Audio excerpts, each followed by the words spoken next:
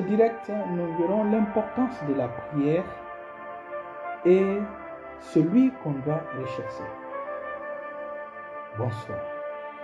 Père Céleste, notre confiance, Dieu. Prends le contrôle total de ces minutes. Enseigne-nous au nom puissant de Jésus. Merci parce que ta parole viendra avec puissance pour nous délivrer, pour nous établir dans notre héritage au nom de Jésus. Merci parce que le feu que tu veux allumer dans le cœur de tes enfants s'effectuera au nom de Jésus. Dans le nom de Jésus, j'ai prié. Il y a longtemps que je ne fais pas de direct. Mais aujourd'hui, j'ai décidé de faire le direct sur pourquoi les enfants de Dieu doivent prier chaque jour. Vous voyez des musulmans prier 5 fois par jour, des juifs prier au moins 3 fois par jour. Les chrétiens sont ceux qui ne prient pas, sauf qu'ils attendent le dimanche. Prier, c'est un acte. C'est un message que tu donnes pour dire que Seigneur, je suis faible. Je ne peux pas vivre de mes propres forces. Je ne peux pas vivre de moi-même. Ma force vient de toi. Ma vie est soutenue par toi. C'est pourquoi nous prions. Mais aujourd'hui, vous verrez des chrétiens qui ne prient pas. Refuser de prier, c'est de compter sur sa propre sagesse. C'est de compter sur sa propre force. Or, la Bible nous dit, en Éphésiens chapitre 6, le verset 6, je lis au nom de Jésus. Elle dit, au reste, fortifiez-vous dans le Seigneur et par sa force puissante. Revêtez-vous de toutes les armes de Dieu afin de pouvoir tenir ferme contre les ruses du diable. Ceci prouve que nous sommes faibles. Notre force vient de Dieu, notre énergie vient de Dieu. Donc, ne pas prier chaque jour, c'est de compter sur ta force naturelle. Et je vous dis, la vie que nous avons, la vie n'est pas ordinaire. Nous sommes au milieu des gens qui enterrent la tête des moutons, la tête des chiens, la tête qui font des sacrifices, qui se lèvent vers minuit, qui courent nuit, qui marchent nuit vers les carrefours. Toi, chrétien, tu es dans ton service, tu ne pries pas. Alors que tu vis avec des gens qui font des sacrifices. Amen. Toi, tu es là. C'est la raison pour laquelle, quand des problèmes viennent, c'est vous qui avez ces problèmes. La prière, tout d'abord, c'est un acte de dépendance de Dieu. Nos ancêtres priaient les marigots parce qu'ils savaient que leur vie n'est pas ordinaire. Donc, il faut quelque chose pour protéger leur vie. Il faut un esprit. C'est pourquoi ils se confiaient aux eaux, aux marigots, aux montagnes, aux arbres. Toi, aujourd'hui, tu es enfant de Dieu, tu n'as pas le temps de prier chaque jour. Les enfants de Dieu doivent prier chaque jour. Bienvenue, homme de Dieu, bienvenue, prophète. Les enfants de Dieu doivent prier chaque jour. Nous, à l'enfance, c'est les chants qu'on nous a formés, qu'on nous donnait quand on était à l'école de dimanche. Il dit, priez chaque jour. Lis ta Bible, prie chaque jour si tu veux grandir. Cette culture-là est passée où? Les enfants de Dieu ne commencent à prier que lorsqu'ils ont des problèmes, lorsqu'ils ont des challenges. Alors que la prière, c'est ce qui est notre vie. Nous sommes des créatures de prière. Quand tu pries, la Bible déclare que ce n'est ni par la force humaine, ni par la puissance humaine, mais c'est par mon esprit. Donc notre vie est soutenue par l'Esprit de Dieu. Notre vie est soutenue par l'Esprit de Dieu parce que nous sommes faibles. Notre force vient de Dieu. Mais ceux qui ne prient pas montrent qu'ils sont propres, qu'ils sont faibles, qu'ils sont forts. Ils montrent, c'est un signe d'orgueil. Ils dépendent d'eux. C'est comme Adam. Dieu n'a pas créé l'être humain à vivre indépendamment de Dieu. Nous avons été créés pour vivre, pour dépendre de Dieu. Donc lorsque Adam a décidé son indépendance, il a tout perdu. Shalom, homme de Dieu, shalom, prophète, shalom, pasteur. Il a tout perdu. Donc la prière est un acte de foi. C'est un acte qui prouve que Seigneur, ma vie dépend de toi. Si tu ne pries pas, ta vie dépend de qui alors? Si tu ne vis pas, tu comptes sur qui? C'est la question que tu dois te poser. Tu comptes sur qui pour te défendre? Tu comptes sur qui? Et c'est ta prière qui te... On avait vu en début d'année, la prière est l'infrastructure spirituelle que tu mets pour que le monde spirituel puisse venir dans ton esprit. Parce que la terre est pour les hommes. Pour qu'un esprit vienne dans ta vie, dans ton milieu, dans ton territoire, il faut une alliance avec lui. Et c'est la prière qui est l'invitation du monde spirituel vers Dieu et vers les êtres humains. Voilà pourquoi on prie. Deuxièmement, nous prions pour que la voix de Dieu puisse, que nous puissions écouter la voix de Dieu, pour que nous puissions écouter la sagesse de Dieu, pour que nous puissions écouter la stratégie de Dieu. Vous savez, lorsque la voix de Dieu est rare dans un milieu, malheur à ce milieu. Quand vous lisez dans une histoire, quand vous lisez l'histoire que les Sadducéens ont envoyé vers Jésus, c'est une histoire qui m'a beaucoup marqué, Comment 7 hommes peuvent épouser une femme? Le premier l'épouse, après il meurt. Le second l'épouse, il meurt. La même femme. Le troisième épouse la même femme, il meurt. Mais attendez, les gens ne doivent pas se poser la question. Mais non. Le quatrième frère de la même famille est venu épouser la dame, elle est décédée. Au moins le cas de Judas, on a compris. Quand son premier fils est mort, Onan est mort, l'autre est mort, il a dit non, le troisième il ne peut pas donner. Il a cherché à sauver le troisième. Mais dans cette famille, là, lisons Matthieu chapitre 24, Matthieu chapitre 22, à partir du verset 23, il dit, le même jour, les Sadducéens, je lis dans le nom de Jésus, le même jour, les Sadducéens qui disent qu'il n'y a point de résurrection vinrent auprès de Jésus et lui firent cette question. Maître, Moïse a dit, si quelqu'un meurt sans enfant, son frère épousera sa veuve et suscitera une postérité à son frère. Or, il y avait parmi nous 7 frères. Le premier se maria et mourut. Et comme il n'avait pas d'enfant, il laissa sa femme, la femme à son frère. Il fut du même pour le second, puis du troisième, jusqu'au 7e. Après eux tous, la femme mourut. Comment on peut expliquer ça? Comment dans une famille, le premier épouse la fille, le premier il meurt, le frère vient épouser la fille, le frère meurt, le troisième frère vient épouser la même femme, il meurt.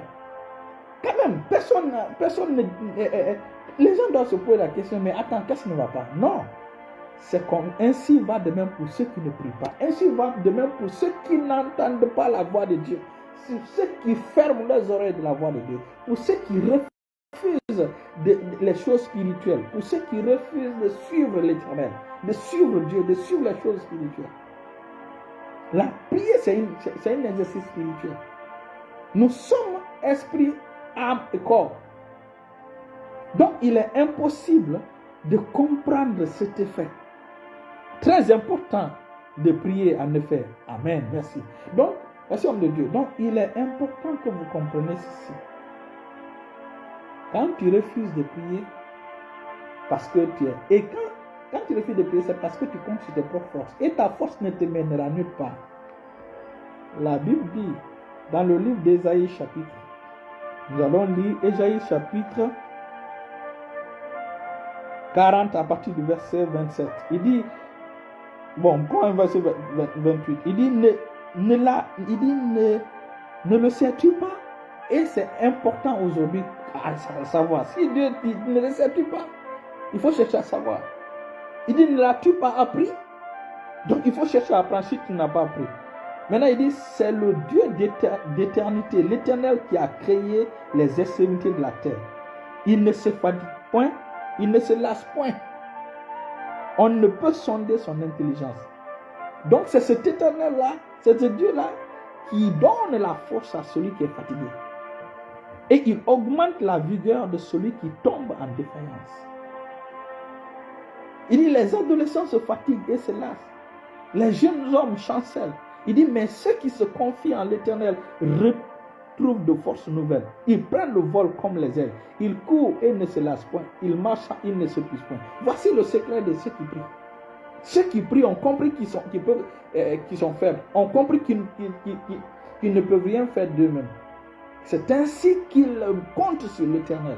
Ils épuisent leur force dans le Saint et dans sa force toute puissante. En Éphésiens chapitre 6, le verset 10. Et ici, il dit, mais ceux qui se confient en l'Éternel, se confient en l'Éternel, c'est par la prière, on se confie en l'Éternel. C'est dans la méditation de sa parole, on se confie en l'Éternel. C'est dans les exercices spirituels qu'on se confie en l'Éternel. Aujourd'hui, les enfants de Dieu irraisonnable. Ils refusent de comprendre ce qui est bon pour eux. Dans les 24 heures, pourquoi ne pas prendre une heure donnée à celui qui t'a donné les 24 heures? Je n'arrive pas à comprendre. C'est un manque de sagesse. Qui te maintient en bonne santé? Qui défend ta vie? Prendre une heure dans ces 24 heures pour le consacrer, et c'est ce qui prouve que vraiment tu as de l'importance pour ton Dieu. Les musulmans, ils craignent leur Dieu, ils craignent leur Dieu, ils connaissent la valeur de leur Dieu. C'est pourquoi ils prient 5 fois par jour. Toi, tu es chrétien, quelle valeur tu donnes à ton Dieu? La valeur que tu donnes à une personne, c'est le temps que tu passes avec cette personne.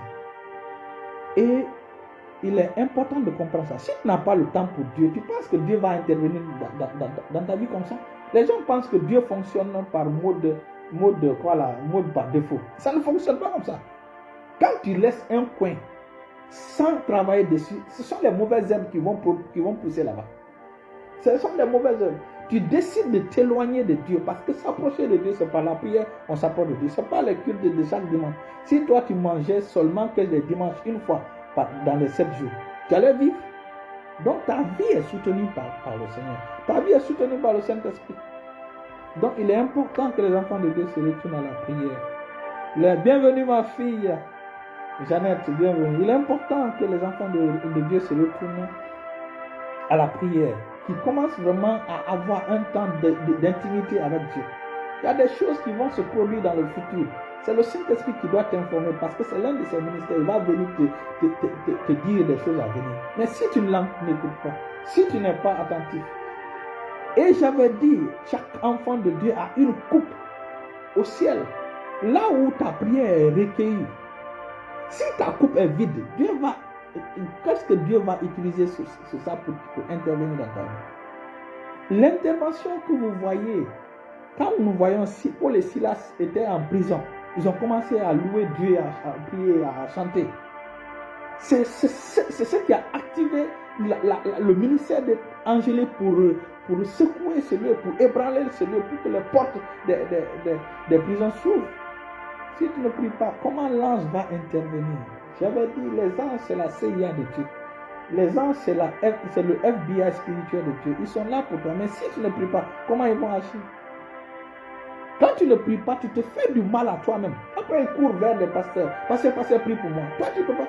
La coupe qui est au ciel, c'est dans cette coupe-là que toi-même ta prière monte. La prière que je fais pour toi, les prières que les hommes de Dieu font pour vous, ces prières-là ne vont pas dans cette coupe. C'est ta prière qui va dans cette coupe. C'est triste de voir. C'est la raison pour laquelle tu vas voir des accidents arriver à des enfants de Dieu dans leur service. La nomination vient, on ne les nomme pas. Alors que c'est spirituel. Les gens concourent au même poste. Les gens concourent à la promotion. Quand ils quittent une ville pour aller dans une ville, les esprits veulent te faire du mal. L'ennemi ne changera pas. Satan ne changera pas de boulot. Satan est méchant le lundi. Il est méchant le mardi. Il est mauvais le mercredi. Il est dangereux le jeudi. Il est méchant et mauvais le vendredi. Le samedi, il est mauvais et pire. Dimanche, il est mauvais. Il ne changera pas. Voilà pourquoi nous comptons sur l'Éternel. Voilà pourquoi nous prions. Et quand tu commences à prier, l'Éternel va commencer à te parler. Quand l'Éternel commencera à te parler, l'Éternel va te donner des dons. Quand l'Éternel va te donner des dons, ces dons-là vont se transformer. On appelle ça, la première des choses, quand tu commences à prier, c'est la voix de Dieu que tu entends. Après la voix de Dieu, vient, tu crées l'atmosphère autour de toi.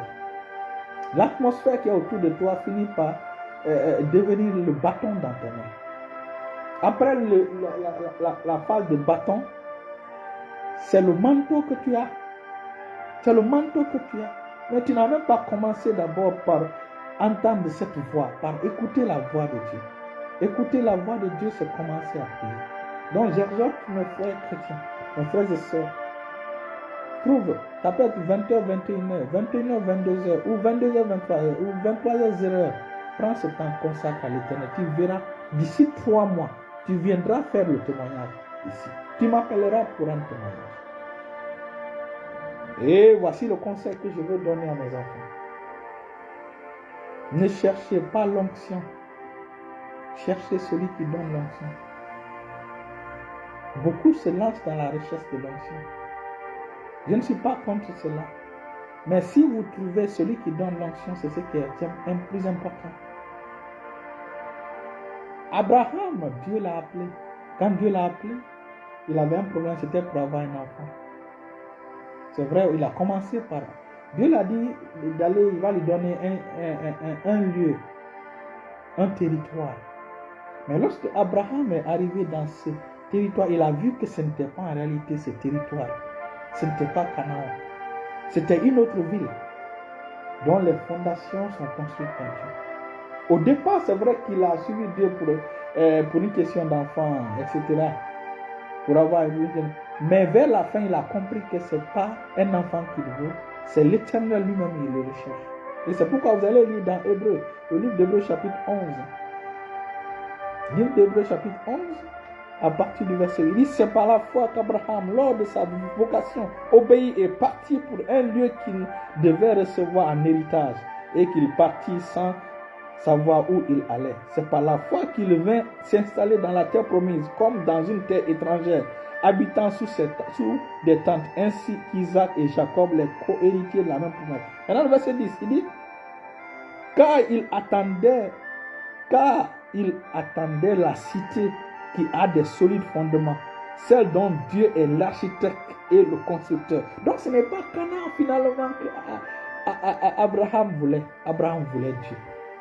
Abraham cherchait une autre cité dont les fondations ne sont pas d'ici. Donc les fondations sont faites par Dieu. En fait, Abraham cherchait la nouvelle Jérusalem. C'est la raison pour laquelle quand Dieu, si c'est l'enfant qu'il cherchait véritablement, quand Dieu l'a dit de donner son enfant en sacrifice, il n'allait pas le faire. La preuve que ce n'est pas l'enfant qu'il cherchait, ce n'est pas un lieu terrestre qu'il cherchait, c'est une cité fondée par Dieu qu'il cherchait. La preuve, c'est quand Dieu l'a dit, donne-moi ton fils. Il lui a donné. Il a voulu si l'Éternel n'avait pas interdit, il allait le sacrifier. Pour prouver que Abraham cherchait. Et c'est la raison, cherchait Dieu, le véritable. Et c'est la raison pour laquelle Jésus, quand il est venu, il dit, Abraham a vu mon jour et s'est réjoui. Effectivement, Abraham a vu. Abraham a vu la fin des temps. Abraham a vu Christ. Jésus l'a dit, il a vu mon jour et il s'est réjoui. C'est-à-dire, il a vu la fin des temps, la descente de cette ville fondée par Dieu, de cette nouvelle Jérusalem. C'est pourquoi je conseille à mes enfants, ne cherchez pas l'onction, cherchez l'Éternel. Cherchez à connaître davantage l'Éternel des armées. Si vous cherchez seulement l'onction, quand vous aurez l'onction, vous allez vous détourner de celui qui donne l'onction, vous allez bâtir l'empire pour vous-même, pas pour lui. Mais si vous le cherchez, lui, non seulement vous aurez l'onction, vous aurez toutes ces choses, mais vous allez gagner le véritable. Voici le secret de ceux qui ont compris. C'est pourquoi l'Éternel dit, Jérémie, il dit, vous me chercherez et vous me trouverez lorsque vous me chercherez de tout votre cœur. Donc la condition, c'est de chercher l'Éternel de tout son cœur, toute sa force, toutes ses pensées. C'est l'Éternel qu'on doit chercher. Je ne veux pas que mes enfants se concentrent seulement sur les dons. Non. La preuve, Agabus avait un don, il était prophète. Mais l'apôtre Paul avait dépassé le niveau de don. Quand Agabus a pris la ceinture d'Abraham, il dit, ce dernier-là sera lié à Jérusalem. L'apôtre Paul lui dit que moi, je me suis vu lié dans l'esprit. Parce que l'apôtre Paul cherchait. L'apôtre Paul ne fonctionnait plus au niveau de don. Il cherchait. Il dit, je veux le connaître. Et la puissance de sa résurrection. Et quand on parle de la puissance de la résurrection c'est une personne. Jésus a dit, je suis la résurrection et la vie. C'est lui que vous devez chercher. Et ainsi, quand vous le cherchez, vous allez le chercher selon ses conditions, selon ses principes. Parce que si vous cherchez seulement l'onction, vous allez vivre n'importe comment. Vous savez que l'Éternel n'aime pas vivre n'importe comment. Les gens peuvent avoir l'onction et vivre n'importe comment. Mais si vous cherchez l'Éternel, vous n'allez pas vivre n'importe comment. Saül a eu l'onction. Saül prophétisait, mais finalement, qu'est-ce qui est arrivé? Caïn, etc. Écoutait, a entendu la voix de Dieu, il a communiqué avec Dieu. Mais est-ce que son comportement, c'est parce qu'il ne cherchait pas l'Éternel? Abel, on a compris, il cherchait l'Éternel. Donc, je veux que les enfants cherchent l'Éternel. Cherchez à le connaître davantage. C'est ce qui va vous permettre que votre hôtel, votre vie de prière soit établie, soit solide. Soit solide. Je vais terminer par ceci. Quand vous lisez quand vous lisez dans le livre d'Apocalypse, dans le livre de Lévitique, parce que nous sommes des prêtres pour Dieu. Voilà comment les prêtres devaient. C'est la raison pour laquelle ta vie de prière le feu sur ton autel ne doit pas s'éteindre. Le feu sur ton autel, ta vie de prière ne doit pas s'éteindre. C'est un sacrilège. Parce que c'est là-bas que se trouve ta vie. C'est là-bas que se trouve ta protection. C'est là-bas que se trouve tout ce que l'Éternel veut. C'est cet autel-là, c'est à base de cet autel-là que l'Éternel te défend. Lisons Lévitique chapitre 6, le verset 5. Il dit: le feu brûlera sur l'autel et ne s'éteindra pas. Chaque matin, le sacrificateur y allumera du bois, arrangera l'holocauste et brûlera la graisse des sacrifices d'action de grâce. C'est quoi le bois? Je vais faire un autre direct par rapport à ça. Parce qu'il est important que ton feu ne soit pas le feu de la bougie. Et la bougie, on peut facilement éteindre ce feu-là. On peut facilement éteindre certains feux. Mais si ton feu, c'est comme par exemple le soleil, qui peut éteindre le soleil? Avant de t'approcher, tu vas disparaître, tu vas t'évaporer. Voici les hommes qui ont compris qui ils sont. Quand la valeur de la prière, la valeur du temps personnel, Satan ne peut pas les toucher. Satan ne peut pas. Quand Satan s'approche, Satan sera frappé par le feu. Et je vous ai donné. Les démons s'approchent, les démons seront. Je vous ai donné l'importance de la situation du feu dans le domaine spirituel. C'est quoi le feu dans le monde de Dieu? C'est quoi le feu dans le monde démoniaque? C'est quoi le feu sur terre? Abonnez-vous à notre page YouTube et vous allez bénéficier de nos enseignements. Je vous encourage à vous abonner à notre page YouTube Elie Sagnon pour bénéficier de nos enseignements parce que j'ai un fardeau sur mon cœur. Dieu veut délivrer. Dieu veut bientôt la fin du monde. Dieu veut une génération pour lui. Dieu ne veut plus un homme de Dieu pour lui. Dieu veut une génération. Et Dieu, le Seigneur m'a établi vraiment c'est ce fardeau que j'ai pour susciter cette génération qui va apporter, qui va faire la course finale pour Christ. Dans la sainteté, dans la consécration, dans la sainteté, dans l'obéissance à sa parole, dans le zèle pour sa maison. Donc, voilà ce que je dois faire. Et peu importe le temps qui me reste, c'est le temps. Voici le temps que j'aurai pour cette œuvre. Je ne vais pas me détourner cela. C'est d'abord de susciter des intercesseurs. C'est de susciter des gens qui aiment la prière. C'est de susciter des gens qui ont le cœur pour la prière, qui aiment le Seigneur sur la base de la prière, qui passent 1 heure, 2 heures, 3 heures avec Dieu dans la prière. Voilà où la bataille se gagne. Voilà où nous recevons les instructions de Dieu. Je vais terminer par ceci. L'apôtre Paul a dit aux Colossiens et à tous les chrétiens, il dit: je prie afin que vous soyez remplis de la connaissance de sa volonté. Dieu a un agenda pour toi, mais toi tu es en train de faire ton propre agenda. Je prie afin que tu sois rempli de la volonté de Dieu. Ça c'est un. Je prie afin que tu sois rempli de toute sagesse. Ça c'est deux. Et je prie afin que tu sois rempli de l'intelligence spirituelle. C'est là que nous avons l'avantage dans le monde spirituel parce que nous sommes des êtres spirituels. Alléluia. Nous sommes vers la fin. Restez bénis, restez bénis. Abonnez-vous à notre page. Restez bénis, restez bénis, restez bénis. Nous allons venir ces jours-ci commencer les directs. Mais j'attends quelque chose d'abord. Restez bénis, partagez les gens. Restez bénis. Priez. Même si c'est 30 minutes par jour, prenez le temps, priez. Et je vais terminer par ceci. Vous avez vu, lorsque Paul et Silas ont prié, c'est un ange qui a remué ces lieux. Pour vous dire que même les murs de Jéricho, il y avait 2 armées qui étaient en guerre, qui étaient là-bas pour faire la guerre. Le général physique qui était Josué et le général spirituel qui est venu aussi avec son cortège angélique qui a croisé Josué avant la rentrée de Jéricho. C'est face à ce Le capitaine de l'armée céleste qui a dit à Josué, ôte tes sandales le lieu où tu es. Donc, nous terminons par ceci. Consacrez-vous à la prière.